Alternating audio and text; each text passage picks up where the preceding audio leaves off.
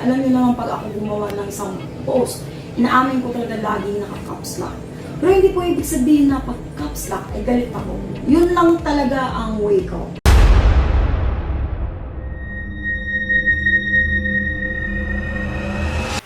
Hello po mga ka-PTV, sa video na ito itatalakayin natin ang pagkawala ng madaming buhay sa probinsyang ito ayon sa mga visions ni Madam Rudy Baldwin.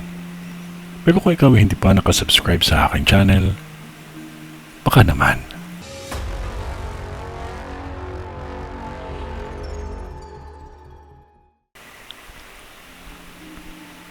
Aksidente ang nakikita ko at hindi lang 4 na aksidente ito. Maging maingat sa pagtawid ng mga tulay dahil may nakikita akong tulay na babagsak o masisira at maaari itong maging sanhi ng aksidente. Mga ilang bahagi ng lugar na ito ay magkakaroon ng ilang pagguho ng mga lupa.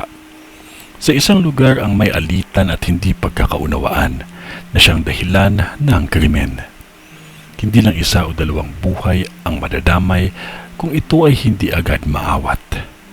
Paulit-ulit na kidlat ang dadanasin ng probinsyang ito. Ang isang kidlat ay siyang dahilan ng aksidente at pagkasawi ng iba. Maging maingat at huwag kalimutan ang manalangin palagi. Ito ay ang bisyon ni Madam sa Pampanga.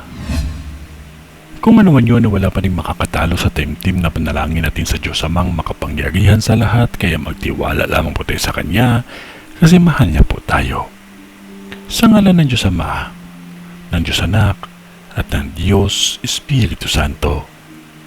Amen.